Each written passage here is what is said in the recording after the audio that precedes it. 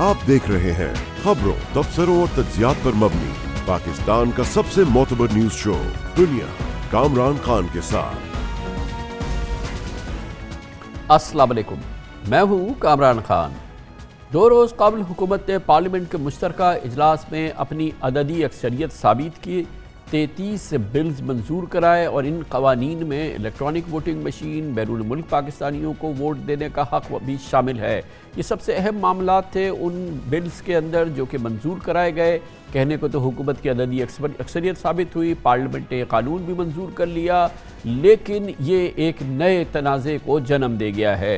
हिज़्ब इख्तिलाफ ने इसको यकमुश्त मुस्तरद कर दिया है। इलेक्शन कमीशन ऑफ पाकिस्तान के इस पर शदीद एतराज़ात हैं और अपोजिशन इस पूरे मामले को अब सुप्रीम कोर्ट ऑफ पाकिस्तान में ले जाने का अहद कर चुकी है। स्पीकर नेशनल असम्बली ने जॉइंट सेशन को ट्रेडिशन, रवायात, कानून, कायदे को पांव तले रौंदा। रूल 10 जो है जॉइंट सेशन के लिए मेजॉरिटी चाहिए होती है 222 की, इनके पास 212 भी नहीं थे और वोट काउंट को डिस्टॉर्ट किया गया और हमने आइन और कानून के हवाले भी दिए, लेकिन स्पीकर ने एक बात हमारी नहीं मानी। एक जॉइंट एक्शन प्लान होगा जिसमें कानूनी और सियासी जो भी हमारे पास जो इख्तियारात हैं उसका इस्तेमाल करेंगे। जॉइंट सेशन का रूल्स ये कहते हैं कि जॉइंट सेशन से बिल को मंजूर करने के लिए हुकूमत के पास दोनों हाउसेस का जो इज्तिमाई ताकत है, इज्तिमाई स्ट्रेंथ है, उसका आधा वोट्स उनके पास होना चाहिए। हुकूमत के पास 222 वोट्स मिनिमम जरूरी है। 222 वोट्स क्रॉस नहीं करते तो वो कानून बनाना चाह रहे हैं वो कानून नहीं बनते। हम इसको अदालत में चैलेंज करेंगे, हम इसको सुप्रीम कोर्ट में चैलेंज करेंगे। गुज़िश्ता रोज़ इलेक्शन कमीशन के सेक्रेटरी ने कौमी असम्बली की कायमा कमेटी बराए कानून और इंसाफ को बताया कि बाज़ चैलेंजेस की वजह से आइंदा आम इंतखाबात में इलेक्ट्रॉनिक वोटिंग मशीन के इस्तेमाल की तस्दीक करना क़ाबिल वक्त है।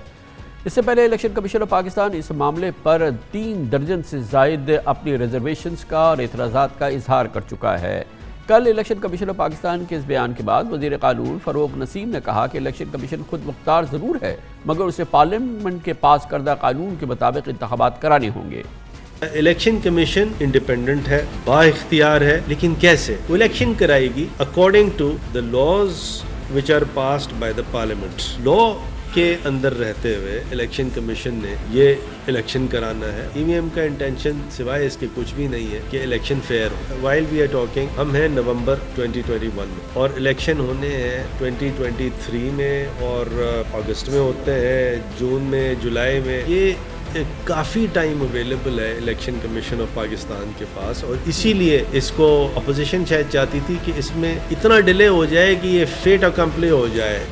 एक तरफ इलेक्शन में टेक्नोलॉजी के इस्तेमाल पर नाक़दीन इस कानून को इलेक्शन कमीशन के मैंडेट से मुतसादिम करार देते हैं। नाक़दीन के मुताबिक आइन के आर्टिकल 222 की रूह से पार्लियामेंट इंतखाबी क़वानीन से मुताल्लिक़ कोई ऐसी कानून साजी नहीं कर सकती जिसके तहत इलेक्शन कमीशन के इख्तियार को सर्व करने या कम करने का तासुर सामने आए। दूसरी तरफ इलेक्शन कमीशन पिछले कई माह से इलेक्ट्रॉनिक वोटिंग मशीन के तरीक़ाकार, राजदारी से इस्तेमाल और इसके सिक्योरिटी फीचर्स पर मुतादिद एतराज़ात उठा चुका है और हुकूमत की तसल्ली कराने पर भी इलेक्शन कमीशन मुतमईन नहीं। इसके बावजूद हुकूमत पर एतमाद है कि 2023 के इंतखाबात ईवी मशीन यानी इलेक्ट्रॉनिक वोटिंग मशीन के ज़रिए ही होंगे। ये एक बड़ा तनाज़ा है, कौमी तनाज़ा है। इस पर बात करने के लिए हमने दावत दी है साबिक़ सदर पाकिस्तान, साबिक़ चेयरमैन सेनेट और पाकिस्तान के नामवर सीनियर कानूनदान सेनेटर वसीम सज्जाद साहब को। बहुत बहुत शुक्रिया वसीम सज्जाद साहब। आपने देखा कि एक तनाज़ा है, मगर पार्लियामेंट ने कानून को मंजूर किया है और क्या इस मामले में election commission of Pakistan parliament के ताबे नहीं है? क्या पार्लियामेंट इलेक्शन के हवाले से कोई कानून नहीं बना सकती? पार्लियामेंट कानून बना सकती है जी, लेकिन उस पर एक कदन है, वो ये है कि कोई कानून जो पार्लियामेंट बनाएगी वो आइन से मुतसादिम नहीं होना चाहिए। दूसरा ये है कि आइन में इलेक्शन कमीशन को कुछ इख्तियारात दिए गए हैं और ख़ुसूसन ये ज़िम्मेदारी इलेक्शन कमीशन की है कि वो इलेक्शंस को साफ़ सुथरा बनाए, जिसको कहते हैं फेयरली, ऑनेस्टली और जस्टली करवाए। तो ये अब चूँकि कानून पास हो चुका है, ये भी आइन कहता है कि जो कानून होगा उसकी भी पासदारी करना इलेक्शन कमीशन की ज़िम्मेदारी होगी। तो इन हालात में मेरे ख्याल में होगा ये کہ اس معاملے کو عدالتوں میں لے جایا جائے گا، اور جس طرح کہ کہا گیا کہ ہم اس کو سپریم کورٹ میں لے کے جائیں گے، سپریم کورٹ میں بھی جا سکتے ہیں اور ہائی کورٹ میں بھی جا سکتے ہیں۔ وہاں پہ یہ جو اعتراضات ہیں، خصوصاً جو اعتراض اٹھائے گئے ہیں الیکشن کمیشن کی جانب سے، اگر اس میں یہ ثابت کیا جائے کہ جی ان جو اقدامات کیے جا رہے ہیں، جو پارلیمنٹ کا قانون ہے، اس سے الیکشن فیئر کرانے میں یا الیکشن آنیسٹلی کرانے میں کچھ رکاوٹ آئے گی، یا الیکشن کمیشن کے جو اختیارات ہیں اس پہ کوئی قدغن آئے گی، تو پھر عدالت اس معاملے کو دیکھ سکتی ہے اور قانون کو کالعدم قرار دے سکتی ہے۔ تو یہ سارا معاملہ اب میرا خیال میں عدالتوں میں جائے گا، وہاں پہ مختلف آراء سامنے آئیں گی، اور پھر یہ عدالت فیصلہ کرے گی کہ کیا یہ قانون صحیح ہے یا غلط ہے، آئین سے متصادم ہے یا آئین کے مطابق ہے۔ وسیم سجاد صاحب، کیا الیکشن کمیشن آف پاکستان پہ یہ لازم ہے کہ کیونکہ یہ قانون بن گیا ہے وہ اپنی پوری کاوش کرے، اس کے لیے تمام انتظامات کرے، پوری کاوش کرے، پھر ہی جا کے تو کہہ سکتی ہے کہ یہ ہم نے کوشش کی، یہ ناممکن ہے؟ لیکن بنا کوشش کیے، بنا کسی کاوش کے، کیا الیکشن کمیشن کا اس کو مسترد کر دینا یہ اس کی قبولیت ہوگی؟ میرے خیال میں جی مسترد تو نہیں کر سکتی، کیونکہ یہ قانون پارلیمنٹ کا ہے، اور آئین میں بھی لکھا ہوا ہے کہ جو الیکشنز ہیں وہ قانون کے مطابق کیے جائیں گے، اور اگر قانون نے کچھ گائیڈ لائنز دی ہیں یا کوئی طریقہ کار بتایا ہے تو اس کے مطابق کرنا ہوگا۔ اس وقت بھی جو الیکشن کمیشن الیکشنز کرواتی ہے اس کے بارے میں ایک قانون موجود ہے جس کو کہتے ہیں الیکشنز ایکٹ 2017۔ اس میں سارا طریقہ کار ہے کہ سینٹ کے الیکشن کیسے ہوں گے، قومی اسمبلی کے کیسے ہوں گے، صوبائی اسمبلیوں کے کیسے ہوں گے، تمام طریقہ کار اس میں دیا گیا ہے۔ سو جو آپ یہ کہہ سکتے ہیں کہ ڈھانچہ جو ہے وہ تو آئین فراہم کرتا ہے، اس کی جو تفصیل ہے وہ قانون میں دی جاتی ہے۔ تو لہٰذا اگر یہ قانون بن جاتا ہے تو یہ لازم ہوگا الیکشن کمیشن پہ کہ قانون کو فالو کرے۔ لیکن اگر یہ معاملہ وہ عدالت میں چلا جاتا ہے تو میرے خیال میں جو بھی اعتراضات اٹھائے گئے ہیں الیکشن کمیشن کی جانب سے ان کو بہت سنجیدگی سے دیکھا جائے گا، کیونکہ الیکشن کمیشن ایک انڈیپینڈنٹ ادارہ ہے اور وہ کوئی پارٹی نہیں ہے، لہذا ان کی طرف سے جو موقف آئے گا اس کو بڑا سنجیدگی سے دیکھا جائے گا۔ پہلے تو یہ عدالت عظمیٰ کو ثابت کرنا کے سامنے یہ ثابت کرنا ہوگا نا، کیونکہ بہرحال یہ پارلیمنٹ کا بنایا ہوا ایک قانون ہے کہ یہ آئین سے متصادم ہے، یہ اس کے خلاف ہے، پھر ہی یہ کیس قابل سماعت ہوگا نا۔ پہلے تو اس بات کو ثابت کرنا ہوگا کہ یہ معاملہ جو ہے یہ آئین سے متصادم ہے، اور عدالت جو ہے وہ اس کی سماعت کرے اور اس پر اپنا ایک فیصلہ دے۔ جی صحیح آپ نے فرمایا جی کہ جب عدالت میں معاملہ جاتا ہے تو قانون جو ہے اس کو اسی صورت میں کالعدم قرار دیا جا سکتا ہے کہ وہ آئین کی کسی شق سے اس کی متصادم ہے۔ تو آئین میں مختلف شقیں ہیں، اور خصوصاً میرے خیال میں جو دو شقیں جو زیر بحث آئیں گی، ایک تو یہ ہے کہ ذمہ داری الیکشن کمیشن کی کہ جو انتخابات ہیں وہ فیئرلی، آنیسٹلی اور جسٹلی ہوں، اور دوسرا یہ ہے کہ کوئی بھی قانون الیکشن کمیشن کے اختیارات کو کم نہیں کر سکتا۔ تو اس ضمن میں اگر یہ ثابت ہو جاتا ہے کہ مشین کا استعمال الیکشن پہ غلط طور پہ اثر انداز ہوگا تو پھر ہو سکتا ہے کہ عدالت اس میں دلچسپی لے اور لیکن اس میں وسیم سجاد صاحب ایک امپورٹنٹ پوزیشن یہ بھی ہے نا کہ الیکشن کمیشن کو بھی تو آفٹر آل یہ بتانا ہوگا کہ کوئی الیکشن ایسا نہیں ہوا ہے حالیہ تاریخ میں جس پر کہ کسی بھی سیاسی جماعتوں نے اعتماد کا اظہار کیا ہو، میڈیا نے اعتماد کا اظہار کیا ہو، سول سوسائٹی نے اعتماد کا اظہار کیا ہو۔ یہ وہ الیکشن کمیشن ہے جو کہ پریکٹیکلی ڈسکریڈٹڈ ہے۔ مطلب ہماری جمہوریت میں ایک بہت ہی جو الیکشن کرانے کا ادارہ ہے، یعنی کہ الیکشن کمیشن آف پاکستان، اس پر اعتماد نام کی تو کوئی چیز نہیں ہے۔ تو آفٹر آل اسے آؤٹ آف دا باکس کچھ چیزوں پہ اپنے آپ کو قائل کرنا ہوگا نا، کیونکہ یا تو اس کی پرفارمنس ایسی ہوتی کہ اس پہ کوئی اعتراض نہیں تھا۔ دیکھیں جی، جو موجودہ الیکشن کمیشن ہے اس کے بارے میں ابھی کچھ کہہ نہیں سکتے کیونکہ انہوں نے ابھی الیکشن کروایا نہیں، یعنی جنرل الیکشن نہیں کروایا، لیکن جو اعتراضات ان کی طرف سے آئیں گے جو بھی وہ آئیں گے اس کو میں سمجھتا ہوں کہ عدالت بڑی سنجیدگی سے دیکھے گی. وہ ضروری نہیں کہ ان کی بات مان جائے، لیکن اس کو پرکھے گی، دیکھے گی کہ کیا اس میں جان ہے، کیا واقعی کوئی ایسی مشکلات ہیں جو الیکشن کے راستے میں حائل ہو رہی ہیں. یہ فرمائیے کہ الیکشن کمیشن کیا کوئی ایسا ایکشن پلان یا ایسا منصوبہ سامنے رکھنا نہیں ہوگا کہ جی یہ تو نہیں ہے، لیکن اب ہم انشاءاللہ ایسا الیکشن کرائیں گے جس پہ کسی کو اعتراض نہیں ہوگا اور سیاسی جماعتیں اپنے اعتماد کا اظہار کریں گے. چلیں اس کو نہ مانیں، لیکن آپ نے کوئی ایسا تیاری کی ہے جو کہ آپ قوم کے سامنے اور سپریم کورٹ کے سامنے رکھیں جس میں آپ کہیں کہ دیکھیں جی یہ ہمارا پلان ہے، جو اب پہلی والی چیزیں ہیں وہ اب اس کا اعادہ دوبارہ نہیں ہوگا؟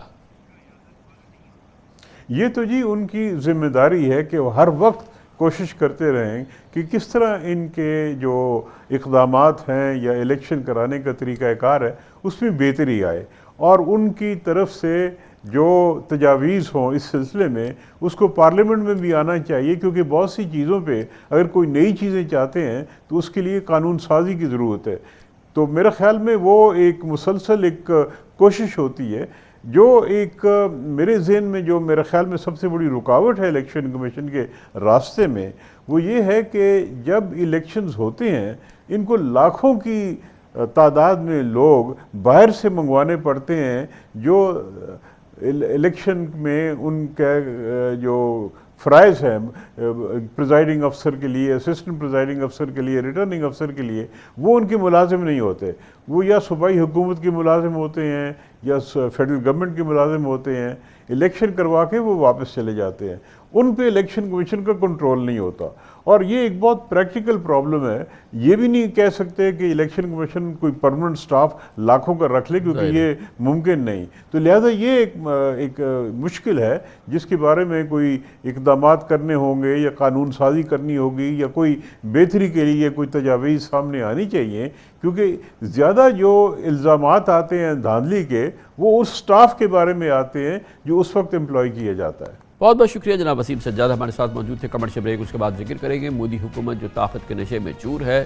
آج وہ طاقت کے نشے میں چور مودی حکومت گھٹنے ٹیکنے پہ مجبور ہو گئی. کسان تحریک کامیاب ہو گئی، اور آج نریندر مودی نے قوم سے خطاب میں ان تمام قوانین کو ختم کر دیا، واپس لینے کا فیصلہ کیا جس کے خلاف کسان اٹھ کھڑے ہوئے تھے. یہ پہلی عوامی مقبولیت کی شکست ہے مودی کی. اس پہ بات کرتے ہیں چھوٹے سے وقفے کے بعد. Welcome back. آخر کار طاقت کے نشے میں چور مودی سرکار نے آج گھٹنے ٹیکے، اور یہ گھٹنے اس نے کسان تحریک کے سامنے ٹیک دیے. بھارتی کسانوں کی 1 سال سے جاری اسٹریٹ پاور رنگ لائی. بھارتی حکومت نے متنازعہ تینوں زرعی قوانین واپس لینے کا اعلان کر دیا ہے. بلدیاتی انتخابات میں پنجاب سے بدترین شکست کا بدلہ مودی سرکار نے نئے زرعی قوانین کی صورت میں لیا تھا. تاہم کسان تحریک کے بعد آزاد خالصتان تحریک اور اتر پردیش میں ہونے والے انتخابات میں بھارتی حکومت کے لیے یہ پوری صورتحال گلے کی ہڈی بن گئی تھی. آج قوم سے خطاب میں وزیر اعظم نریندر مودی نے کہا کہ ہم نے تینوں زرعی قوانین واپس لینے کا فیصلہ کیا ہے. اس مہینے کے آخر میں شروع ہونے والے پارلیمانی اجلاس میں ہم تینوں قوانین کو منسوخ کریں گے اور اس کا آئینی عمل شروع کر دیں گے. مودی نے کسانوں سے لاگو کیے گئے نئے زرعی قوانین کو سمجھانے میں ناکامی پر معافی بھی مانگی. دلچسپ بات یہ ہے کہ اس تقریر کے باوجود، اس اعلان کے باوجود، کسانوں نے نریندر مودی کے اعلان پر یقین کرنے سے انکار کر دیا اور متنازعہ زرعی قوانین عملی طور پر واپس لینے تک نئی دلی میں احتجاجی ریلی اپنی جاری رکھنے کا اعلان کیا ہے. جھوٹا آدمی ہے، اس کی بات کیسے مانے، یہ کسان کہتے ہیں بھارت کے. گزشتہ سال منظور ہونے والے زرعی قوانین کے خلاف ہریانہ، راجستھان اور یوپی سے ہزاروں کی تعداد میں کسانوں نے نئی دلی کی جانب مارچ کیا تھا، جنہیں روکنے کے لیے مودی سرکار نے بھرپور طاقت کا بھی استعمال کیا تھا. بھارتی یوم جمہوریہ پر کسانوں نے ٹریکٹر پریڈ کرتے ہوئے لال قلعے پر جھنڈا لہرا دیا تھا. پولیس نے مظاہرین کو روکنے کے لیے لاٹھی چارج اور آنسو گیس شیلنگ کی اور اس طاقت کا بے دریغ استعمال کیا تھا. کسان تنظیموں کا دعویٰ ہے کہ اب تک مختلف مقامات پر پولیس میں ہونے والی جھڑپوں میں 700 سے زائد کسانوں کی جانیں جا چکی ہیں. دہلی کے وزیر اعلیٰ اروند کیجریوال نے نہتے کسانوں کی اموات کا نہ صرف اعتراف کیا بلکہ کسان تحریک کو نوجوانوں کے لیے مشعل راہ قرار دیا. مودی سرکار کے اشارے پہ چلنے والے بھارتی میڈیا کا دوغلا کردار بھی آج دیکھا گیا. حکومتی ایما پر کسان تحریک کو خالستانی کہنے والے بھارتی میڈیا کو کسانوں کا اب درد جاگ گیا ہے، جبکہ بین الاقوامی میڈیا میں بھی اس خبر کا شور رہا۔ اپوزیشن جماعتوں نے حکومت کے اکھڑتے قدموں کو انا کی ہار قرار دیتے ہوئے سخت تنقید کی ہے اور نریندر مودی کے اعلان کو یو پی الیکشن جیتنے کی کوشش قرار دیا ہے۔ متنازع زرعی قوانین کے تحت اناج کی سرکاری منڈیوں کو نجی تاجروں کے لیے کھول دیا گیا تھا، جبکہ اناج کی ایک مقررہ قیمت کی سرکاری ضمانت کے نظام کو ختم کر دیا گیا تھا۔ اس کی جگہ کسانوں کو اپنا اناج کہیں بھی فروخت کرنے کی آزادی دی گئی تھی۔ نجی خریداروں کو یہ اجازت بھی مل گئی تھی کہ وہ مستقبل میں فروخت کے لیے براہ راست کسانوں سے ان کی پیداوار خرید کر ذخیرہ کر لیں۔ پرانے طریقہ کار میں صرف حکومت کے متعین کردہ ایجنٹ ہی کسانوں سے ان کی پیداوار خرید سکتے تھے اور کسی کو یہ اجازت حاصل نہیں تھی۔ اس کے علاوہ ان قوانین میں کانٹریکٹ فارمنگ کے قوانین بھی وضع کیے گئے تھے، جن کی وجہ سے کسانوں کو وہی اجناس لگانی تھی جو کسی ایک مخصوص خریدار کی مانگ پوری کریں۔ کمرشل بریک کے بعد اور نیوز بریک کے بعد جب ہم واپس آئیں گے تو ہمارے ساتھ ہوں گے governor state bank doctor Raza Baqir, جو کہ ہمارے ساتھ ایک تفصیلی ان کا انٹرویو ہوگا۔ آج اسٹیٹ بینک آف پاکستان کا 1.5% شرح سود میں اضافہ، پاکستان کی معاشی صورتحال، ترقی کی رفتار کیا ہے، IMF پروگرام کہاں کھڑا ہوا، ان تمام امپورٹنٹ سوالوں کے جواب ہمیں دیں گے گورنر اسٹیٹ بینک رضا باقر ایک چھوٹے سے وقفے کے بعد۔ ملک میں کم اور نسبتاً کم شرح سود کی فضا آج اختتام کو پہنچی اور ملک میں جاری شدید مہنگائی کے پس منظر میں آج اسٹیٹ بینک آف پاکستان نے آئندہ 2 ماہ کے لیے بنیادی شرح سود میں 150 بیسس پوائنٹ تقریباً 1.5% کا اضافہ کر دیا۔ یقیناً جو مارکیٹ اس حوالے سے توقعات کر رہی تھی، جو بزنس کمیونٹی توقعات کر رہی تھی، یہ اس سے کہیں زیادہ ہے۔ اب پاکستان میں شرح سود 8.75% ہو گئی ہے، یعنی 8.9%۔ 2 ماہ قبل سپٹمبر میں شرح سود میں 25 بیسس پوائنٹ کا اضافہ کیا گیا تھا اور شرح سود 7.25% ہو گئی تھی۔ ستمبر سے پہلے مسلسل 15 ماہ تک پالیسی ریٹ 7% پر مستحکم تھا۔ آج اسٹیٹ بینک کے مطابق ملک میں مہنگائی کی رفتار اور طلب میں اضافہ ہوا ہے، تیزی سے ڈیمانڈ میں اضافے ہوا ہے اور بین الاقوامی منڈی میں خام تیل سمیت کموڈٹی کی اونچی قیمتوں کی وجہ سے امپورٹ بل بڑھتا جا رہا ہے، جس نے کرنٹ اکاؤنٹ خسارے میں اضافہ کیا ہے۔ ڈیمانڈ کو کرٹیل کرنے کے لیے شرح سود میں اضافہ کیا گیا، لیکن کاروباری افراد اسٹیٹ بینک کی جانب سے ایک ساتھ اتنے بڑے اضافے پہ بہت مضطرب ہیں۔ لیکن پاکستان کے جو معاشی اعداد و شمار یا جو معاشی اس وقت کیفیت ہے وہ یقیناً کوئی حوصلہ افزا نہیں ہے۔ ملک میں پچھلے ماہ مہنگائی کی شرح 9.2% رہی، جو پچھلے سال اکتوبر میں 8% تھی۔ پچھلے 4 ماہ میں کرنٹ اکاؤنٹ خسارہ $5 ارب ہو گیا، جو پچھلے سال جولائی سے اکتوبر کے درمیان $1.30 کروڑ کا سرپلس تھا۔ 4 ماہ میں زر مبادلہ کے ذخائر میں $86 کروڑ کی کمی بھی ہوئی ہے۔ 2 جولائی کو زر مبادلہ کے ذخائر $24.41 کروڑ تھے، جو 12 نومبر کو $23.55 کروڑ پر آ گئے۔ پاکستان کا تجارتی خسارہ اس مالی سال کے 4 ماہ میں $15.6 ارب تک پہنچ گیا ہے، جس میں پچھلے سال میں جولائی سے اکتوبر کے مقابلے میں 106% اضافہ ہوا۔ 4 مہینوں میں پاکستان کا امپورٹ بل $25 ارب تک پہنچ گیا ہے۔ پچھلے مالی سال کے 4 مہینوں کے مقابلے میں اس میں 65% اضافہ ہو چکا ہے۔ صرف تیل کی قیمت میں ایک سال میں 65% اضافہ ہوا ہے۔ خام تیل کی اوسط قیمت جو پچھلے سال $43 فی بیرل تھی، آج $80 فی بیرل کے قریب ہے۔ اس کے ساتھ ڈالر کے مقابلے میں پاکستان کی روپے کی قدر میں مسلسل کمی ہے۔ اس سال جولائی میں جو ڈالر $157.55 کا تھا، وہ 11% اضافے کے بعد اس وقت $175.47 کے قریب پہنچ گیا ہے۔ یہ معاشی کیفیت ہے جو کسی صورت سے بھی حوصلہ افزا نہیں ہے۔ مہنگائی کی شرح میں مسلسل اضافہ ہو رہا ہے، عالمی سطح پر بھی پوری دنیا میں بھی یہی اضافہ دیکھنے میں آ رہا ہے، لیکن دنیا کی معیشت میں سکت ہے۔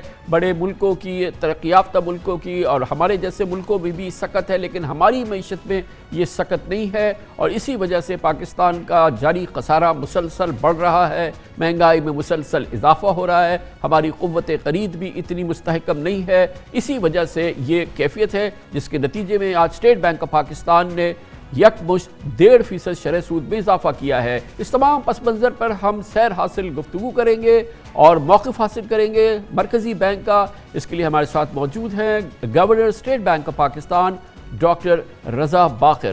بہت بہت شکریہ ڈاکٹر صاحب، آپ نے ہمیں جوائن کیا، بڑی نوازش ہے۔ اب بھی آج کی سب سے بڑی خبر اس وقت کی پاکستان کی یقیناً، کیونکہ یک مشت اگر کسی بھی ملک میں 1.5% شرح سود میں اضافہ ہو جائے تو وہ ایک طرح کا جولٹ ہوتا ہے، اور جو ہمیں بزنس کمیونٹی کا رسپانس مل رہا ہے وہ کچھ اسی نوعیت کا ہے۔ اس سے پہلے کہ آپ اس پہ اپنی رائے کا اظہار کریں، میں آپ کو ایک پلس دینا چاہتا ہوں کہ بزنس کمیونٹی نے آپ کے آج سینٹرل بینک کے آج اس اعلان کو کیسے دیکھا ہے؟ یہ ایکسپیکٹیشن سے 0.25% زیادہ انہوں نے بڑھایا۔ یہ تو نہیں کہہ سکتے کہ یہ کوئی اچھا ڈیسیزن ہے، ہاں لیکن اب ان کی بھی مجبوری تھی، IMF سے اگر پیسہ نہیں ملتا تو ہمیں زیادہ نقصان ہو سکتا تھا۔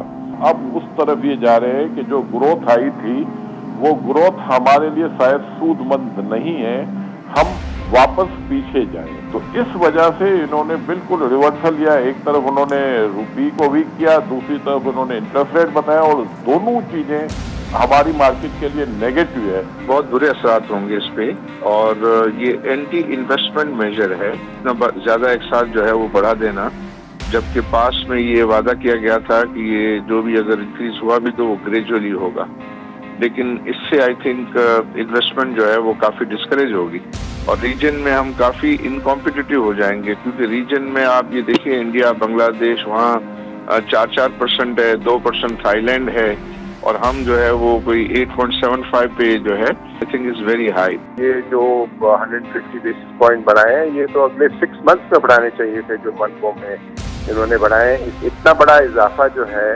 ایک ایسے ٹائم میں جبکہ پوری دنیا میں commodity prices, raw material prices, inflation hike ہے، اس پہ ایک ایسا قدم اٹھانا جس سے کہ انڈسٹری کو ہٹ ملے گی، میں سمجھتا ہوں کہ پاکستان کی جو اکانومی کے تناظر میں یہ قطعاً کوئی اچھا سٹیپ نہیں ہے، اور میں تو یہ ریکویسٹ کروں گا کہ اس کو فوری طور پر ریویو کرنا چاہیے اور اس کو ریکنسیڈر کرنا چاہیے۔ انٹرسٹ ریٹ بڑھانے سے نقصان ہوگا اکانومی کو، جو آلریڈی کام چل رہے ہیں، لوگوں نے انویسٹمنٹ کر لی ہے، مشینری ساری پہنچ گئی ہے، اب اس کے بعد انٹرسٹ ریٹ بڑھانا تو اس کا مطلب یہ ہے کہ آپ کا جو اس ٹائم مینوفیکچرنگ سیکٹر ہے ان کا پہیہ واپس سلو ڈاؤن ہونا شروع ہو جائے گا۔ جو 150% انہوں نے بڑھا دیا، میرے حساب سے یہ فیصلہ ان کا غلط ہے۔ سب سے زیادہ ہٹ ہوگا جو اسمال انڈسٹری اور میڈیم انڈسٹری ہے۔ گورنر صاحب، ان ایکسپیکٹڈ نہیں ہے یہ رسپانس، لیکن آپ کا رسپانس کیا ہے؟ جی السلام علیکم کامران صاحب اور آپ کے ناظرین کو میرا سلام۔ دیکھیں، اس سوال کا جواب دینے سے پہلے میں تھوڑا سا براڈر کانٹیکسٹ میں ایک دو باتیں عرض کرنا چاہتا ہوں، اور وہ یہ ہے کہ سب سے پہلے اگر آپ ہماری معاشی حالات کو دیکھیں تو ہماری گروتھ جو ہے وہ ماشاءاللہ اللہ کے کرم سے اور جو حکومت نے پالیسیز دیں اس کی وجہ سے ایک اچھے انداز میں بڑھ رہی ہے، اور اسٹیٹ بینک کی فورکاسٹ اس سال کی گروتھ کے لیے تقریباً 5% ہے۔ پچھلے سال یہ تقریباً 4% تھی، اور اس سے پچھلے سال یہ منفی تقریباً 0.5% تھی، تو یعنی کہ ہماری گروتھ ایک اپورڈ ٹریجیکٹری پہ ہے۔ اب جب پچھلی ہماری مانیٹری پالیسی کمیٹی کی میٹنگ ہوئی تھی، اس میں کمیٹی نے یہ فیصلہ کیا کہ پالیسی ریٹ کو 25 بیسس پوائنٹس بڑھایا جائے، اور اس وقت کمیٹی نے یہ دیکھا کہ کچھ رسکس ہیں کووڈ کی، کچھ اور رسکس ہیں، اس نے ساتھ ساتھ یہ بھی دیکھا کہ مہنگائی تھوڑی سی بڑھ رہی ہے۔ پھر جو 2 مہینے گزرے اس میں ہمارے سامنے کیا اعداد و شمار سامنے آئے۔ سب سے پہلے جس طرح آپ نے اپنے ابتدائیے میں ذکر کیا کہ مہنگائی بڑھ رہی ہے، پچھلے 3 مہینے کے جو فگرز آئے ہیں مہنگائی کے 8.4، 9.0 اور 9.2 جو سب سے آخری ہے۔ اسی طرح کور انفلیشن جو ہے 6.3، 6.4 اور پھر 6.7۔ یعنی کہ ایک تو جو ضرورت تھی وقت کی وہ یہ ہے کہ کیا میجرز ہم کر سکتے ہیں کہ مہنگائی کو کم کیا جائے۔ آج کا جو پالیسی ریٹ کا جو میجر ہے وہ اس مہنگائی کو کم کرنے میں مدد کرے گا۔ دوسرا، کامران صاحب، جو ہماری ڈیولپمنٹ ہو رہی تھی فارن ایکسچینج سائٹ پہ، اور جب سے ہمارا کرنٹ اکاؤنٹ ڈیفیسٹ بڑھنا شروع ہوا ہے، اور اس کے بعد تھوڑی سی انسرٹنٹیز رہی ہیں افغانستان کے پہلو سے، پھر کچھ IMF کے پروگرام کے لحاظ سے انسرٹنٹی رہی ہیں، تو ایکسچینج ریٹ پہ بڑا دباؤ رہا ہے۔ اب یہ ایکسچینج ریٹ جو گرا ہے اس سے اگلے کچھ مہینوں میں مہنگائی پر بھی اثر آ سکتا ہے، اور یہ ہمارے لیے ایک ایسی چیز ہے جو کہ ہم نہیں چاہتے کہ یہ اسی طرح آگے اس کا اثر آتا رہے.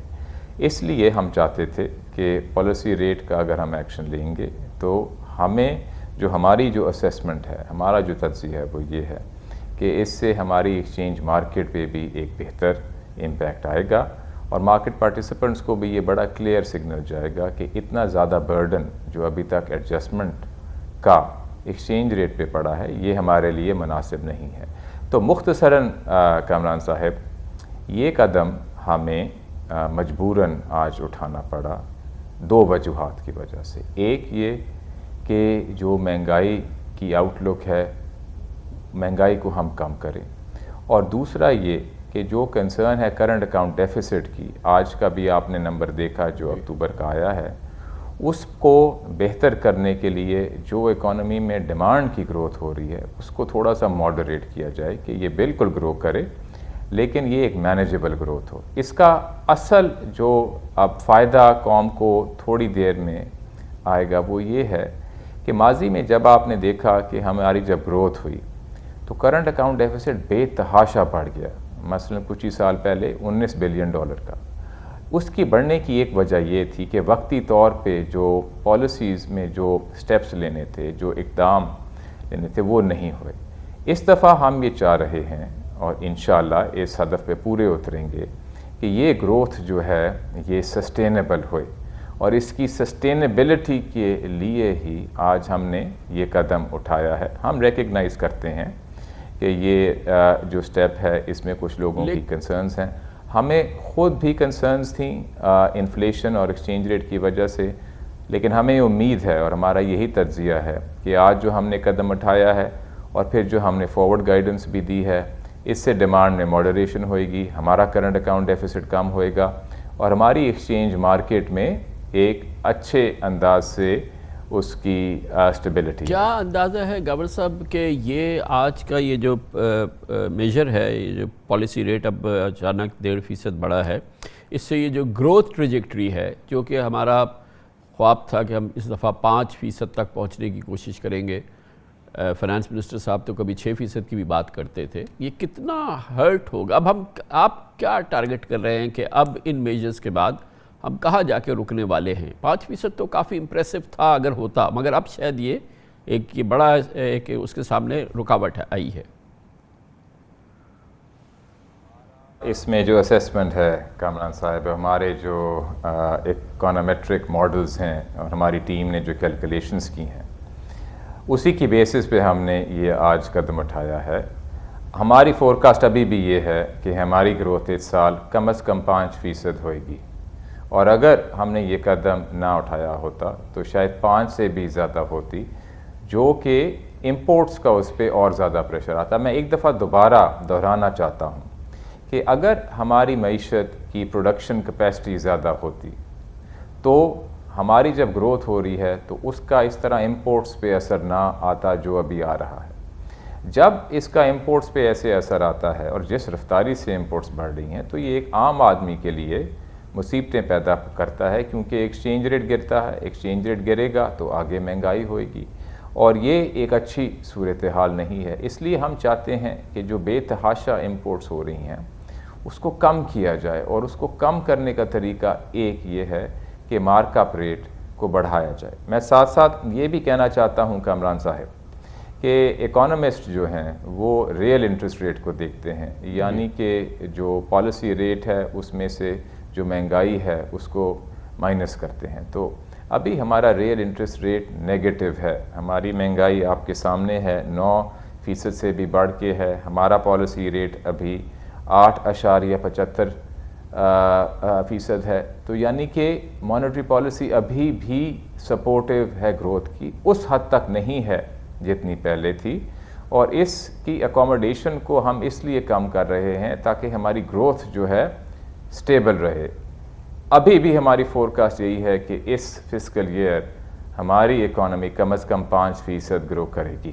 تو گورنر صاحب یہ فرمائیے گا کہ یہ جو اس سے پہلے جو آپ کی ایم پی سی ہوئی تھی, مانیٹری پالیسی کمیٹی میٹنگ ہوئی تھی, اسٹیٹمنٹ آیا تھا, اس سے پہلے جو آیا تھا, یہ لگتا ہی ہے کہ کچھ یہ جو پچھلے 2-3 مہینے کی جو موومنٹ ہے یہ ڈرامٹک ہے، یہ آپ کے لیے بھی ان ایکسپیکٹڈ ہے اور یہ شاید سینٹرل بینک بھی اتنا نہیں کر سکا تھا، اور کیا وجہ ہے کہ جو آپ کا وعدہ تھا آپ کی مانیٹری پالیسی کمیٹی کا قوم سے کہ یہ بڑا میجرڈ ہوگا، جب بھی ایسی ضرورت ہوگی تو بہت میجرڈ ہمارا ہائیک ہوگا، لیکن یہ تو یہ سارے کسی صورت سے بھی اس کو میجرڈ نہیں کہہ سکتے، it's a pretty big rate hike. یہ کیا ہوا؟ آپ لوگ سرپرائز ہو گئے؟ جی اچھا کیا آپ نے یہ سوال کیا کامران صاحب، کیونکہ میں وضاحت کرنا چاہتا ہوں. ہماری پچھلی مانیٹری پالیسی سٹیٹمنٹ میں یہ بڑا کلیئرلی لکھا گیا ہوا تھا، in the absence of unforeseen circumstances policy rate changes will be measured and gradual, یا کچھ اس قسم کی لینگویج. لیکن اس سے پہلے کہا گیا تھا in the absence of unforeseen circumstances. تو آپ نے ٹھیک اشارہ کیا ہے کہ پچھلے 2 مہینے کی جو ڈیولپمنٹس ہیں وہ جو فورسین ڈیولپمنٹس تھیں اس سے کچھ زیادہ ہوئیں. کس سمت میں زیادہ ہوئیں کہ پچھلی مانیٹری پالیسی کمیٹی میں ہمیں جو تھوڑی بہت کنسرن تھی کہ شاید کووڈ دوبارہ آ جائے اور ہماری گروتھ شاید کم ہو جائے، وہ ہماری جو کنسرنس تھیں وہ کم ہوگی. اور بنسبت دوسری طرف آپ نے کیا دیکھا کہ جو ہم مہنگائی کو ایکسپیکٹ کر رہے تھے وہ زیادہ رفتار سے بڑھی، اور جو ہم کرنٹ اکاؤنٹ کو دیکھ رہے تھے وہ جو ہم پہلے ایکسپیکٹ کر رہے تھے اس سے زیادہ بڑھ رہا تھا. تو اب اگر پچھلے 2 مہینے کی ڈیولپمنٹس ایسی ہوئیں کہ جو ہم ایکسپیکٹ کر رہے تھے اس سے کچھ زیادہ مہنگائی اور کرنٹ اکاؤنٹ کے ڈیفیسٹ میں اضافہ، ہم نے یہ فیصلہ کیا کہ جو لیٹسٹ اعداد و شمار ہیں ان کی بیسس پہ جو مانیٹری پالیسی میں اکوموڈیشن ہے اس کو کم کریں. تو ہمارا ہدف کیا ہے کامران صاحب؟ ہمارا ہدف یہ ہے کہ سسٹینیبل گروتھ ہو. ظاہر ہے کہ جو ماہر معیشت ہے جب یہ مانتے ہیں کہ 1% یا 1.25% ہونا چاہیے تھا تو 1.5% ہوا، تو اس کا مطلب یہ کہ کوئی بہت بڑی یہ شاکنگ کسی بھی اکانومسٹ کے لیے ڈیولپمنٹ نہیں ہے. فارورڈ گائیڈنس دیجئے. اب یہ میجر لے لیا آپ نے، اب یہ 1.5% ہو گیا، اور یہ جو ہے آپ کا خیال یہ ہے انشاءاللہ کہ اس سے مہنگائی میں کمی آئے گی، اثر ہوگا، ایکسچینج ریٹ میں کچھ سٹیبلٹی آئے گی. تو اب فارورڈ گائیڈنس دیجئے، ڈاؤن دا روڈ کیا آپ ایکسپیکٹ کر رہے ہیں اب؟ جی کامران صاحب دیکھیں، فارورڈ گائیڈنس کچھ مہینے ہم نے شروع کی تھی، اور یہ ہم نے اس لیے دی تھی کہ ہم تھوڑی سی لوگوں کے ساتھ ٹرانسپیرنٹلی شیئر کریں کہ مانیٹری پالیسی کمیٹی کیسے دیکھتی ہے کہ اینڈ گول کیا ہے، کہاں تک ہم مارک اپ ریٹ کو لے کے جانا چاہتے ہیں. تو جب ہم نے شروع کی اس میں ہم نے کہا کہ ہم دیکھتے ہیں کہ اینڈ گول یہ ہے کہ ریئل انٹرسٹ ریٹ یعنی کہ policy rate minus inflation rate mildly positive ہو، یعنی کہ پازیٹیو لیکن زیادہ پازیٹیو نہ ہو. اس سٹیٹمنٹ میں ہم نے بڑے واضح طور پہ کہا ہے کہ وہ اینڈ گول جو ہے وہ ابھی بھی برقرار ہے اور اس میں کوئی چینج نہیں آئی. جو اینڈ ڈیسٹینیشن ہے ہم نے اس کو نہیں بڑھایا کہ اس کو ریٹس کو اور بڑھائیں گے، لیکن جس رفتار سے وہاں تک پہنچنا ہے اس میں ہم تھوڑی تیزی لائے ہیں، کیونکہ پچھلے 2 مہینوں میں ہم نے یہ دیکھا تھا کہ جس رفتار سے مہنگائی اور کرنٹ اکاؤنٹ کا ڈیفیسٹ بڑھا ہے وہ ہماری پچھلی ایکسپیکٹیشن سے کچھ زیادہ تھا. اب ہم آگے کیا دیکھ رہے ہیں؟ ہماری مانیٹری پالیسی سٹیٹمنٹ میں آج ہم نے یہ لکھا ہے کہ آج کی جو ہم نے یہ ریٹ انکریز کی ہے this is a material move in this direction کیا تھی کہ ہم نارملائز کریں مانیٹری پالیسی کو to counter inflationary pressures and preserve stability with growth. Looking ahead, the MPC reiterated that the end goal of mildly positive real interest rates remains unchanged, and given today's move, expects to take measured steps to that end. یعنی کہ آئندہ on the basis جو ابھی ہمارے پاس information ہے اس کی basis پہ جب ہم آگے دیکھتے ہیں تو ہمیں یہ ہمارا تجزیہ ہے کہ جو آگے جو ہمیں اسٹیپس اٹھانے پڑیں گے اتنے اس مقدار میں اس میگنیٹیوڈ میں نہیں ہوں گے جو ہم نے آج کرنا تھا. صرف جس وقفے میں ہم نے اس اینڈ گول تک پہنچنا ہے اس کو ہم نے تھوڑا سا شارٹن کیا ہے، لیکن اینڈ گول جو ہے اس کو نہیں بڑھایا. گورنر صاحب ایک چھوٹا سا بریک لینا ہے، جس کے بعد آپ سے پوچھ رہا ہے کہ آج 1.5% اضافہ ہوا ہے، کیا اس میں IMF کا دباؤ بھی شامل تھا، اور آخر ہماری روپے کی قدر قابو میں کیوں نہیں آ رہی اور وہ کیسے آ سکتی ہے اور آئے گی؟ چھوٹے سے وقفے کے بعد. Welcome back. Governor state bank doctor Raza Baqir ہمارے ساتھ موجود ہیں. آج کے سینٹرل بینک کے اقدامات، شرح سود میں 1.5% اضافہ، پاکستان کی معاشی صورتحال، پاکستان کی معاشی ترقی، ان تمام معاملات پہ گورنر صاحب سے ہماری بات ہو رہی ہے. گورنر صاحب اس پرسیپشن کو ایڈریس کیجئے کہ یہ جو ایک جو ایکسپیکٹیشن سے بڑا 1.5% کا جو انٹرسٹ ریٹ رائز ہائیک ہے، یہ دراصل اس بیک ڈراپ میں ہو رہا ہے کہ ہم I M F program discuss کر رہے ہیں اور ہمارا بالکل ایک اطلاعات کے مطابق اسٹاف لیول ایگریمنٹ ہونے والا ہے، اور یہ ہمیں کرنا پڑا ہے، یعنی کہ ہم افورڈ نہیں کر سکتے تھے، اور یہ ایک پرائر ایکشن ہے جس کی وجہ سے ہمیں یہ ایک ایکسیپشنلی ہائی ریٹ ہائیک کرنا پڑا ہے۔ یہ ہم آئی ایم ایف کے ایک پرائر ایکشن کا حصہ ہے۔ دیکھیے، میں ایک براڈر لیول پہ آئی ایم ایف کے بارے میں بات کرنا چاہتا ہوں، اور وہ یہ ہے کہ ہمارا جو آئی ایم ایف سے ڈائلاگ ہے وہ اس قسم کا ہے کہ وہ ہمیں اپنی انپٹ دیتے ہیں، اپنی صلاح دیتے ہیں۔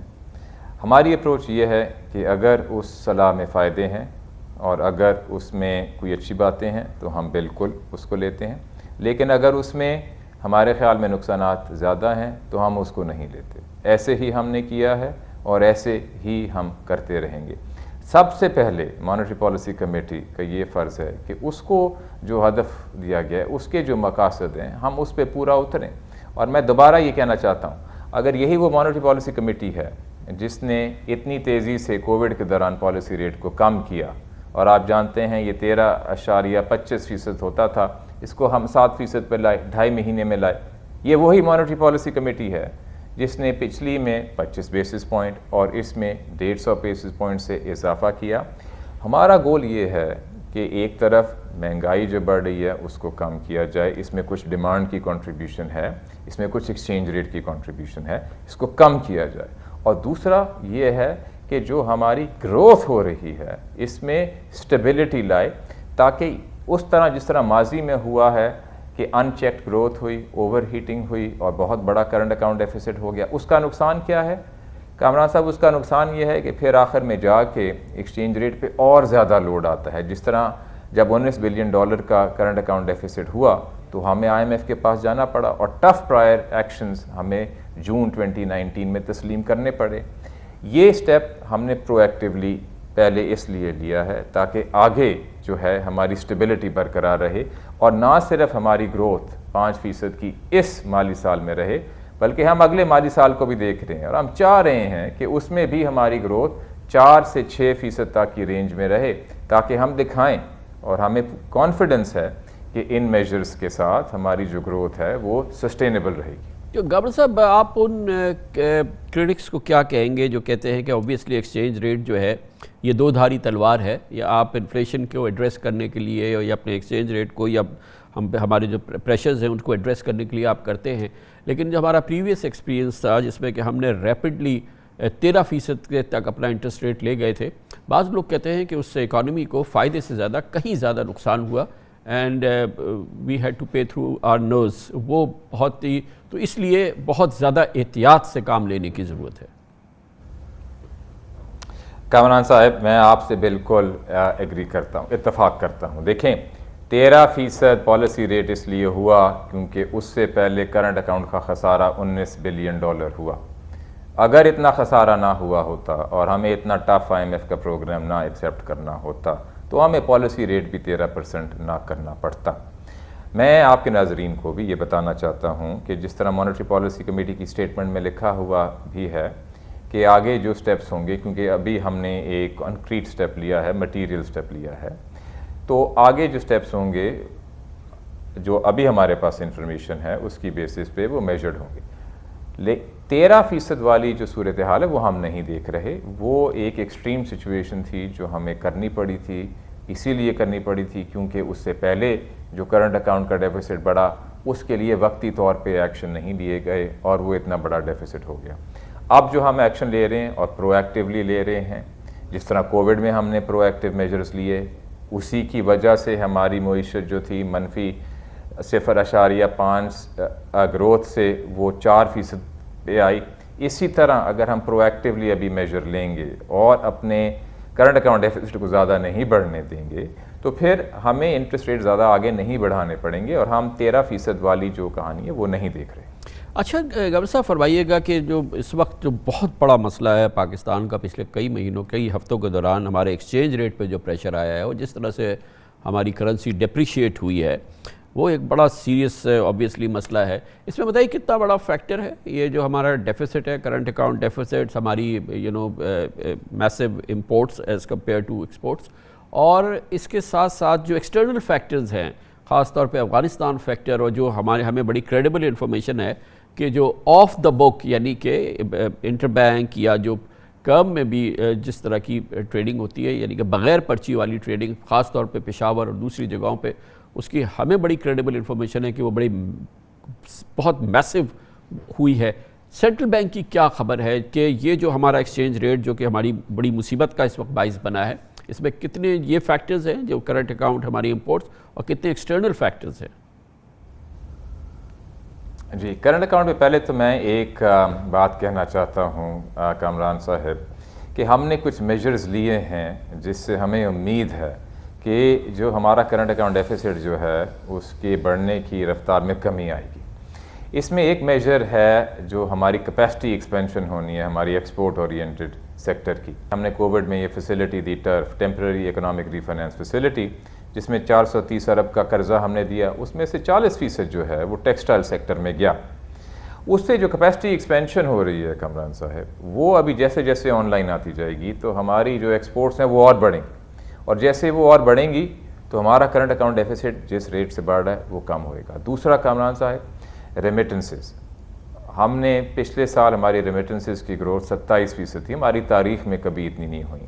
اگر وہ 29 بلین ڈالر تک اور اس سال 30 بلین سے بھی زیادہ ہوئیں گی تو یہ بھی ہماری تاریخ میں جو ریمیٹنس میں اضافہ ہوا ہے یہ بھی کرنٹ اکاؤنٹ ڈیفیسٹ کو کم کرے گا, اور ان ریمیٹنسز کے بڑھنے سے ہمارے ایکسچینج ریٹ مستحکم ہوئے گا. اب میں آنا چاہتا ہوں امپورٹس پہ. اب امپورٹس پہ جو ہم آج میجرز لے رہے ہیں, کیونکہ مارک اپ ریٹ کے بڑھنے سے جو ڈیمانڈ گروتھ ہے یعنی کہ جو سپینڈنگ ہے خاص کر امپورٹس پہ وہ کم ہوتی ہے, تو ہمیں کافی کانفیڈنس ہے کہ اس میجر سے امپورٹ گروتھ بھی کم ہوئے گی, اور یہ جو اسٹرکچرل وجوہات ہیں کرنٹ اکاؤنٹ ڈیفیسٹ کے بڑھنے کی, یہ ان پہ ہم اچھی طرح قابو پائیں گے. افغانستان کی صورتحال پہ میں یہ کامنٹ کرنا چاہوں گا کہ جب سے وہاں پہ فارن ایکسچینج کی ڈیمانڈ بڑھی تو ہم نے دیکھا کہ ہماری پاکستان کی مارکیٹ میں فارن کرنسی کی ڈیمانڈ کیش کی بہت بڑھ گئی, اور ہم نے یہ دیکھا کہ جو منی ایکسچینج کمپنیز تھیں یہ پہلے کیش, فارن کرنسی کیش بینکوں کو سرنڈر کیا کرتی تھیں, اور ان کی پوزیشن بدل گئی, اور سرنڈر کرنے کے بجائے انہوں نے کیش بینکوں سے خریدنا شروع کر دیا. تو ہمیں بھی یہی انفارمیشن آ رہی تھی کہ کیش کچھ افغانستان ضرورت سے زیادہ جا رہا ہے, تو اس کے لیے ہم نے میجرز لیے. کیا میجرز لیے؟ سب سے پہلے ہم نے یہ میجر لیا کہ جو آپ کی پرانی لمٹ تھی کہ آپ $10,000 تک ہر انسان افغانستان لے کے جا سکتا تھا, اس کو کم کر کے ہم نے $1,000 کر دیا. اس کے بعد جو ہماری منی چینجنگ کمپنیز ہیں جہاں پہ آئی ڈی کارڈ کسی کا بھی لے کے آپ جا کے فارن کرنسی خرید سکتے ہیں, اس پہ ہم نے بایو میٹرک لگایا کہ اگر آپ $500 سے زیادہ کی ٹرانزیکشن کرنا چاہتے ہیں تو آپ اپنا بایو میٹرک کریں تاکہ ہمیں کچھ اندازہ رہے کہ اس میں ابیوز نہیں ہو رہی. اس کے علاوہ ایک لمٹ ہوتی تھی جو آپ ٹرانزیکشن کریں, اگر اس سے آپ زیادہ کرتے ہیں تو پھر آپ کو بینکنگ چینل سے وہ پیمنٹ کرنی ہے یا چیک یا انٹر بینک ٹرانسفر سے, تو اس کو ہم نے کم کر کے $10,000 کیا. یہ سارے میجرز ہم نے اس لیے لیے ہیں کامران صاحب تاکہ جو ایکسچینج ریٹ پہ افغانستان کی وجہ سے کچھ پریشر آئے وہ بھی کم ہوئے.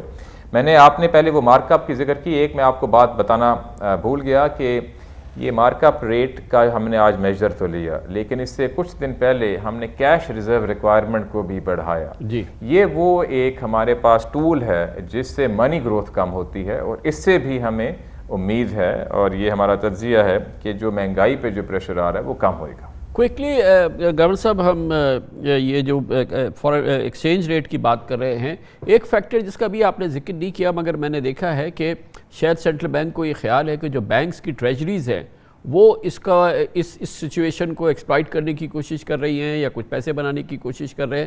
یہ کافی سیریس بات ہے, کیونکہ اگر یہ بینکنگ چینل میں یا ہمارے بالکل آرگنائز سیکٹر میں اس قسم کی کوئی موو ہوگی تو یہ تو بڑا کنسرن ہے. یہ تو جی, میں اس کی وضاحت کر دوں کامران صاحب, اور ہم نے بالکل میٹنگ کی بینک کے پریزیڈنٹس کے ساتھ, لیکن وہ میٹنگ ٹریجرر سے اتنی فوکس نہیں تھی جتنی اس پہلو پہ فوکس تھی کہ بینکس کے جو افسران ہوتے ہیں وہ بھی کمیونیکیشن کرتے ہیں اپنے کلائنٹس کے ساتھ، اور کلائنٹس کی کچھ ایکسپیکٹیشنز ہوتی ہیں کہ ایکسچینج ریٹ کہاں جا رہا ہے. اب کلائنٹ سے میری مراد خاص کر ہے ایکسپورٹرز اور امپورٹرز. اب ہم نے یہ دیکھا، آپ کو یاد ہوگا کچھ دن پہلے ہی جب وہ خبر آئی کہ سعودی سے ہمیں ڈپازٹ ملے گا، تو ہمارا ایکسچینج ریٹ 175 سے 170 پہ آ گیا 6 دنوں کے اندر. تو وہ جب نیچے آیا تو ہم نے دیکھا اسی دوران ایک دم سے ایکسپورٹرز کی طرف سے جو ڈالر انٹر بینک مارکیٹ میں بک رہا تھا، خاص کر جو فارورڈ بک رہا تھا، ایک دم سے بہت بڑھ گیا. یعنی کہ لوگوں کے پاس یہ ذرائع تھے کہ وہ انٹر بینک مارکیٹ میں ڈالر بیچ سکیں. تو یہ بات آ جاتی ہے کمیونیکیشن پہ، اور جو ہماری میٹنگ کا جو مقصد تھا وہ یہ تھا کہ بینکس کو اپنا پرسپیکٹیو شیئر کرنا کہ ہم آگے اسٹیبلٹی دیکھ رہے ہیں، ہم آگے استحکام دیکھ رہے ہیں، اور ہم میجرز لے رہے ہیں کہ فارن ایکسچینج کی مارکیٹ میں استحکام ہو. تو اگر وہ بھی اپنے کلائنٹس کو یہی کانفیڈنس والا میجر دیں گے تو کچھ موومنٹ جو اسپیکولیشن کی وجہ سے ایکسچینج ریٹ میں ہو رہی ہے پھر وہ نہیں ہوئے گی. اور اسی لیے ہم نے نہ صرف ان کے ساتھ میٹنگ کی بلکہ ہم اس کو بہت ہی ایکٹیولی دیکھ بھی رہے ہیں. گورنر صاحب ایک چھوٹا سا بریک، جس کے بعد ہمیں پوچھنا ہے کہ آگے ہمیں اپنے بیرونی قرضوں کی ادائیگی کے حوالے سے بڑی امپورٹنٹ ادائیگیاں کرنی ہیں، ہمارے ریزروز کتنے مضبوط ہیں، اور وہ سعودی ڈپازٹ جو آنے تھے وہ کہاں چلے گئے، IMF پروگرام کس جگہ کھڑا ہے، اور اسٹیٹ بینک آف پاکستان اپنی خود مختاری کے بارے میں کیا بات کرتا ہے. چھوٹے سے وقفے کے بعد welcome back. Governor state bank doctor Raza Baqir ہمارے ساتھ موجود ہیں، اور پاکستان کی موجودہ معاشی صورتحال، معاشی ترقی، اس کی رفتار، اور آج اسٹیٹ بینک آف پاکستان کا 1.5% شرح سود میں اضافے کا فیصلہ، اس پہ بات ہو رہی ہے. گورنر صاحب یہ فرمائیے گا کہ ابھی ہمارا جو ریزروز ہیں یہ پریٹی اوکے ہے، ایک لحاظ سے 3 مہینے کی ہماری امپورٹ ہے. آگے جو ہماری ایکسٹرنل ڈیٹ پیمنٹس ہیں، جو ہماری سروس کرنے ہیں ہمیں لون، اور وہ کافی سگنیفیکنٹ لائبلٹیز ہماری ڈاؤن دا روڈ ہیں اس فائنینشیل ایئر میں، کتنے ہم لوگ اس معاملے میں کمفرٹیبل ہیں؟ دیکھیں، اسٹیٹ بینک آف پاکستان کا یہ تجزیہ ہے کہ ہماری جو آؤٹ لک ہے کیپٹل اکاؤنٹ کی، بیلنس آف پیمنٹس میں اس کو کیپٹل اور فائنینشیل اکاؤنٹ کہتے ہیں، ایک کرنٹ اکاؤنٹ ہوتا ہے اور ایک کیپٹل فائنینشیل اکاؤنٹ ہے. یہ ابھی ہمارے لیے مناسب ہے، اور جتنی ہماری پیمنٹس آ رہی ہیں اس سے بلکہ ہم کچھ زیادہ انفلوز بھی دیکھ رہے ہیں. اس میں ہمارا جو ارادہ ہے وہ یہی ہے کہ بین الاقوامی اداروں کے ساتھ کوآپریشن میں چلیں، اور جو ہم اقدامات لے رہے ہیں اس سے انویسٹرز کو بھی یہ ہم دکھائیں کہ ہماری اکانومی کی ڈائریکشن صحیح ہے. میں دوبارہ آنا چاہتا ہوں گروتھ پہ کامران صاحب، بیکاز بات شروع ہوتی ہے گروتھ سے، اور ہماری اکانومی کی ابھی بھی مرکزی بینک کی فورکاسٹ یہ ہے کہ اس سال ہماری اکانومی 5% گرو کرے گی. اگر آپ انٹرنیشنلی دیکھیں تو یہ ایک بڑی اچھی نمبر ہے گروتھ کا. اسی سے انویسٹرز کا بھی ہم دیکھ رہے ہیں کہ انشاءاللہ کانفیڈنس بڑھے گا. ایک میں آپ کو مثال دے دوں جس کا شاید اتنا ذکر نہیں ہوتا، وہ ہے سٹارٹ اپس. پاکستان میں یہ پہلی دفعہ ایسے ہو رہا ہے کہ سٹارٹ اپس میں بلومبرگ کے مطابق تقریباً $300 ملین کی اس سال انویسٹمنٹ ہو رہی ہے. اگر آپ پچھلے سال دیکھیں تو یہ تقریباً $60 ملین سے بھی کم تھی. اس کے ساتھ اور بھی سیکٹرز ہیں جس میں لوگ انویسٹ کر رہے ہیں. جو ہم نے ٹرف اسکیم دی اس میں جو $2.5 بلین کی جو مشینری کی جو انویسٹمنٹ ہو رہی ہے وہ نیو انویسٹمنٹ ہو رہی ہے. انویسٹمنٹ سے ہی ہماری پروڈکٹیو کیپیسٹی بڑھے گی، اور جب ہماری پروڈکٹیو کیپیسٹی بڑھے گی تو آئندہ کے لیے جب ہماری گروتھ بڑھے گی تو پھر ہماری امپورٹس اس طرح نہیں بڑھیں گی جس طرح اب بڑھ رہی ہیں. گورنر صاحب، آپ نے انفلوز کی بات کی، اس میں آپ نے سعودی پیمنٹ کی بات کی، 175 سے 170 ہو گیا تھا. وہ کہیں نظر میں ہے ابھی؟ کیونکہ بہرحال وہ آدھا سینٹرل بینک میں ہے، $3 بلین ان کے، تو وہ کہیں اس وقت ہیں کہیں؟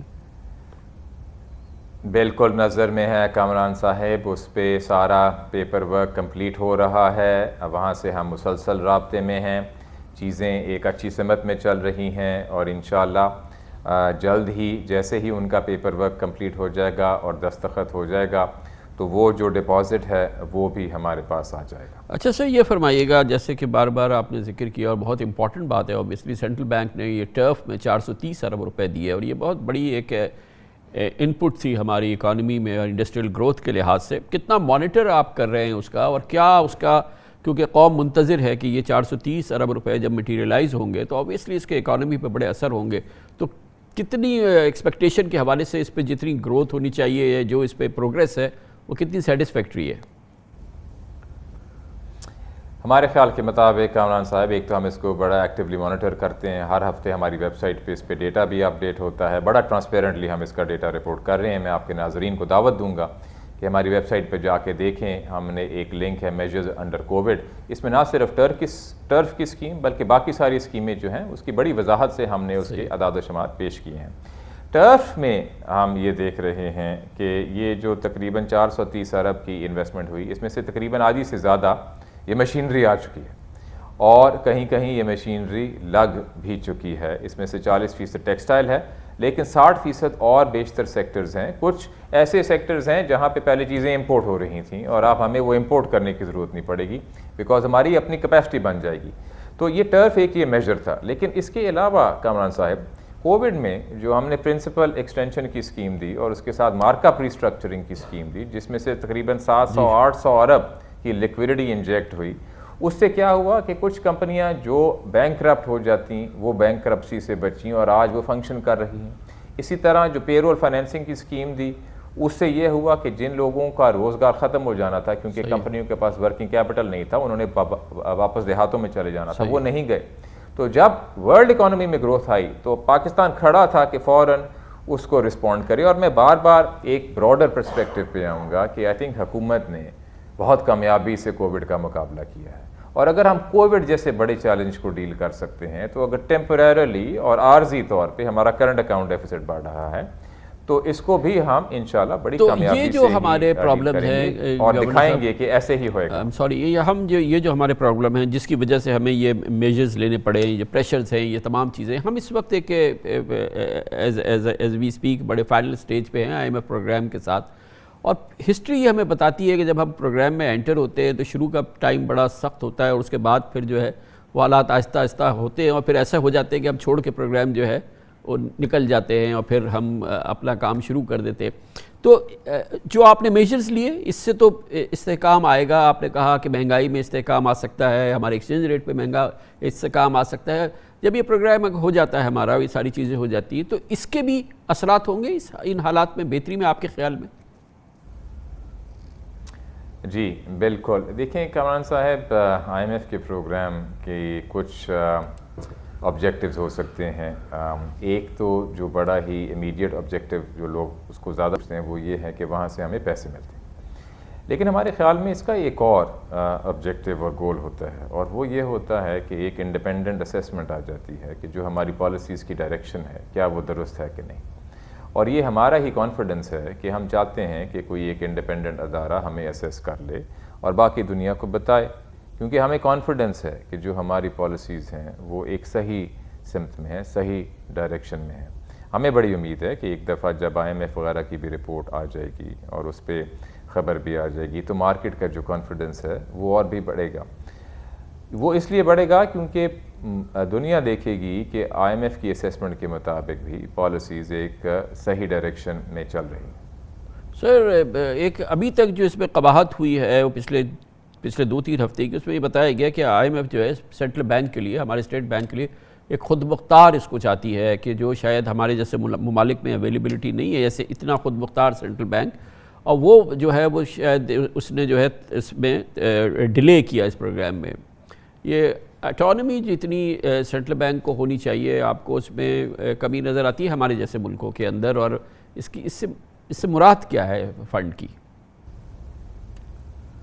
کامران صاحب، اس پہ میں بہت ہی مختصر کامنٹ کرنا چاہوں گا کیونکہ یہ زیادہ مناسب ہوگا کہ اس پہ حکومت کامنٹ کرے. لیکن بہت ہی کچھ میں فیکٹس آپ کے سامنے پیش میں کرنا چاہتا ہوں. سب سے پہلے تو یہ ہے کہ ہم یہی چاہیں گے کہ اسٹیٹ بینک کا کوئی بھی لا اگر آئے تو وہ وہی ہو جو پاکستان کے فائدے میں ہو. میں دوبارہ کہوں گا کہ صرف ایسا ہی کوئی لا آئے جو پاکستان کے فائدے میں ہو، اور پارلیمنٹ سپریم ہے. ہمارے ملک میں پارلیمنٹ ہی یہ فیصلہ کرتی ہے کہ ہمارے لیے کیا مناسب قانون ہیں. اب اسٹیٹ بینک کی اٹانومی کا اس دفعہ آج کل بہت ذکر ہو رہا ہے. صرف میں آپ کے ناظرین کو یہ بتانا چاہتا ہوں کہ یہ کوئی پہلی دفعہ ہماری تاریخ میں نہیں ہے کہ اس کے ایکٹ میں کوئی امینڈمنٹ ہو رہی ہے. 1994 میں ہوئی, 1997 میں ہوئی, 2012 میں ہوئی, 2015 میں ہوئی. تو اگر اس دفعہ اس کے ایکٹ میں کوئی امینڈمنٹ ہوتی ہے تو یہ 5ویں دفعہ امینڈمنٹ ہو رہی ہوگی, اور ہر دفعہ یہی اس کا گول تھا کہ اس کی اٹانومی کو تھوڑا سا بڑھایا جائے. اس کے جو بنیادی پرنسپلز ہوتے ہیں انٹرنیشنل بیسٹ پریکٹسز, اب میں انٹرنیشنل پرسپیکٹو سے بات کر رہا ہوں, وہ ماہر معاشیات نے کیا دیکھے ہیں. نمبر 1 کہ جو آپ کے آبجیکٹیوز ہوں, یعنی کہ جو آپ کے سینٹرل بینک کے, مرکزی بینک کے مقاصد ہوں, وہ واضح ہوں. There should be clarity in objectives. اس کی ایک بنیادی وجہ یہ ہے کہ اگر مقاصد واضح ہوں گے تو اکاؤنٹیبلٹی بہتر ہو سکے گی.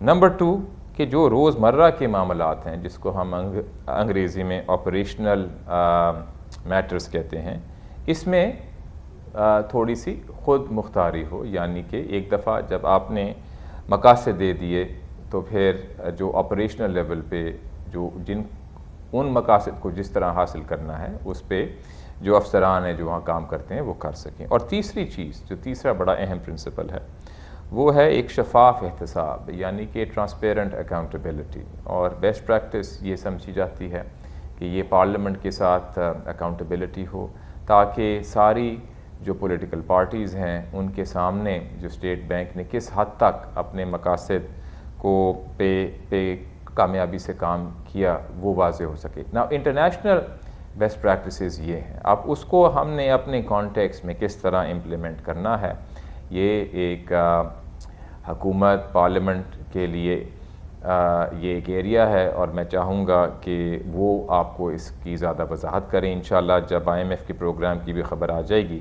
تو آپ کو حکومت کی طرف سے اس موضوع پہ بھی اور وضاحت ملے گی.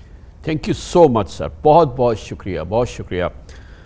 Governor state bank of Pakistan doctor Raza Baqir Pakistan کی معاشی صحت پہ, معاشی حالات پہ اور آج کے جو اسٹیٹ بینک آف پاکستان کے اقدامات ہیں اس پر آپ کو اعتماد بھی لے رہے تھے.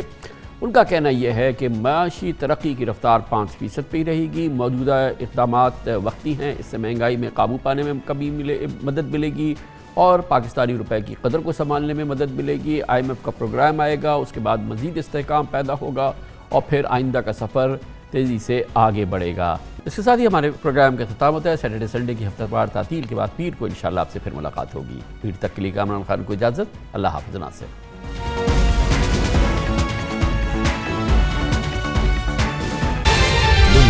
خبر کی دنیا